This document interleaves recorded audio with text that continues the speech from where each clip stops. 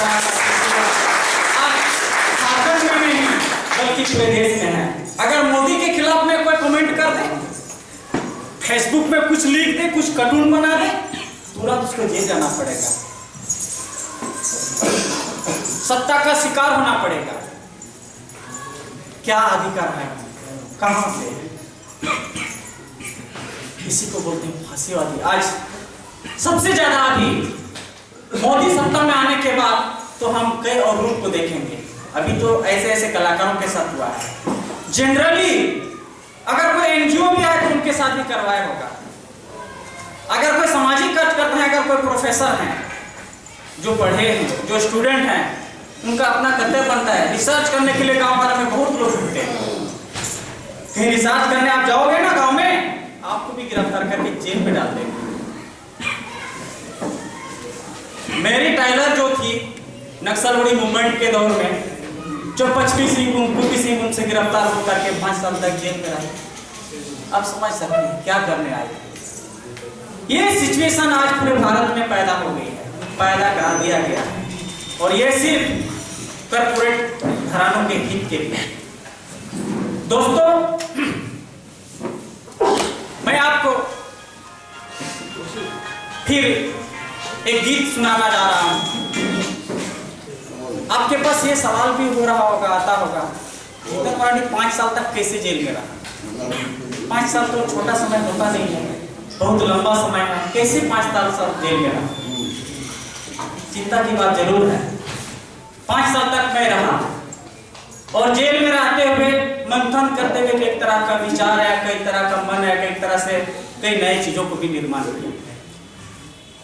वैसी स्थिति में मैं पकड़ाया था और वैसी स्थिति में जेल में था। आप नहीं जानते तो संक्षेप में जानकारी देना चाहता हूं।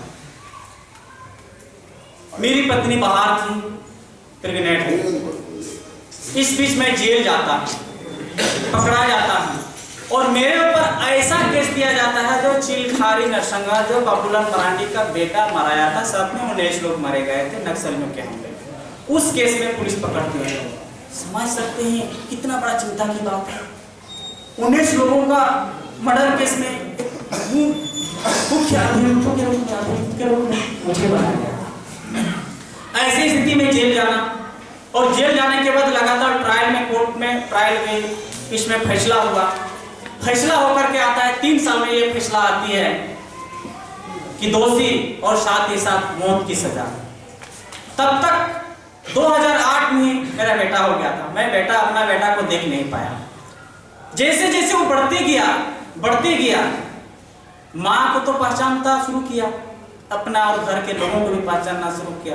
बेटा तो महसूस किया कोई पापा तो होगा मेरा भी। किसी और का देखते हैं, उसका पापा है, उसका माँ है, उसका दीदी है, उसका भैया है, उसका दादी जी है, उसका सब कुछ है, पर मेरा पापा कहाँ है?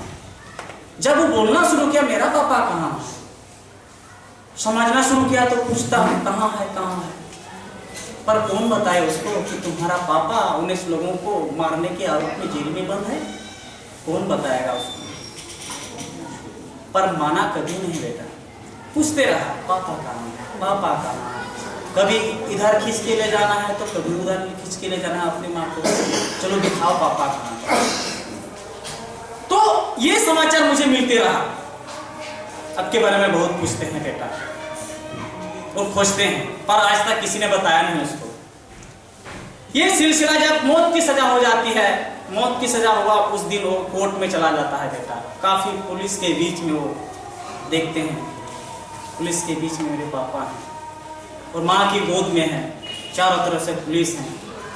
शायद उसको समझ में आ गया ये पुलिस है और मेरे पापा को कुछ करने के लिए पकड़े हम ले जा रहे हैं, पर उनको मालूम नहीं था कि मेरे पापा को मौत की सजा हुआ है।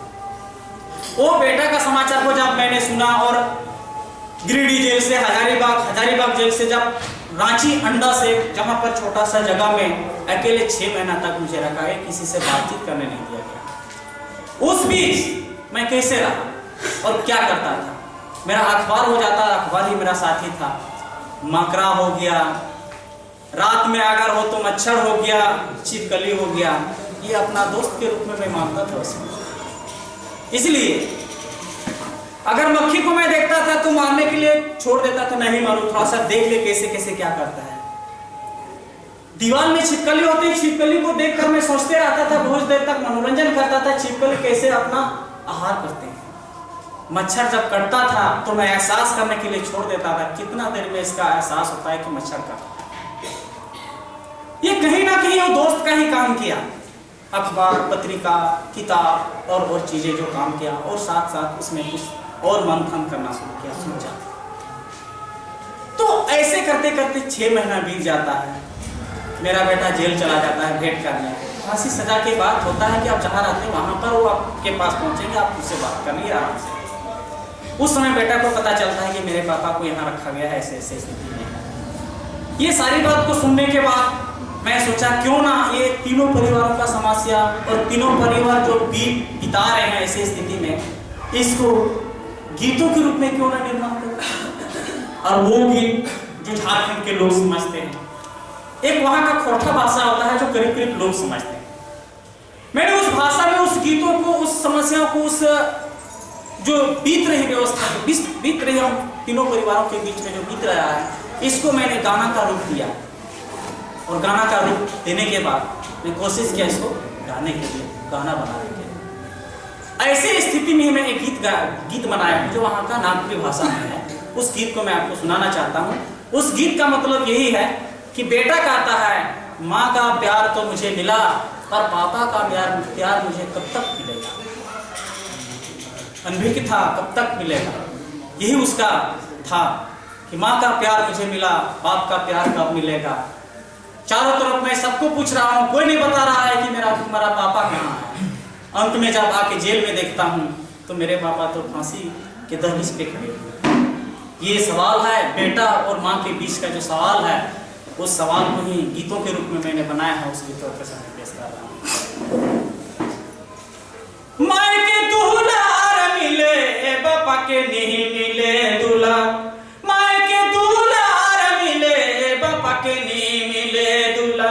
कहिया ले मिले मोरा बापा के दुलार।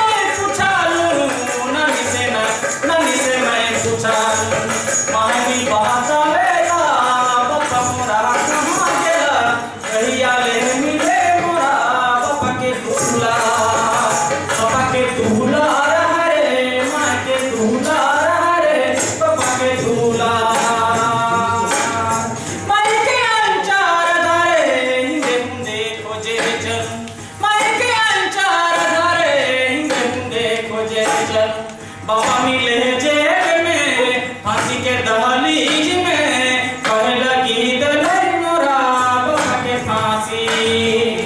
कहे लगी दलई मोरा बाबा के फांसी। अरे बाबा के फांसी। सच बोले साच लिखे मुक्ति के गावेगी। सच बोले साच लिखे मुक्ति के गावेगी। सहले खाड़ा दहलीज बेटा, फांसी के दहलीज में। सहल खाड़ा भेला, फांसी के दहलीज बेटा, फांसी के दहलीज में। सहल खाड़ा भेला, फांसी के दहलीज बेटा, फांसी के दहलीज में।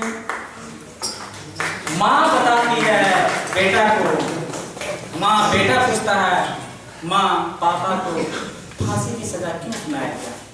जवाब में माँ देती है तुम्हारा पापा सच बोलता है, सच लिखता है और मुक्ति का गीत गाता है, इसीलिए तुम्हारे पापा आज फांसी के दहलीज पे खड़े। इसका मीनिंग यही है। तो दोस्तों इस तरह करके जो आज है, इसीलिए अभी मैं आपको बता देना चाहता हूँ, ये जेल में कुछ रचनाएं मैंने किया है, कुछ गीत, कुछ कविता और जेल के बारे में अनुभव के लिए तो मैं लिख रहा हूँ। कविता भी कुछ बनी है पर उसको छपा नहीं है। पर कुछ दिन के बाद जेल में जो गीतों को मैंने रचना किया है उसका MP3 CD बन गया है और ये कुछ दिनों के बाद ही आपको मिल जाएगा। और उस CD में जो गीत निहित है आपके पास अगर पहुंचेगा तो निश्चित रूप से आप उसको सुने और समझने के लिए कोशिश करेंगे कि उस गीतों में मैंने क्या दर्शाया है। ये गीतों में वही है, विस्थापन और पलायन के खिलाफ जीवन संघर्ष और संघर्ष की गीत है। बिल्कुल इस तरह करके उस CD को बनाया गया है। 20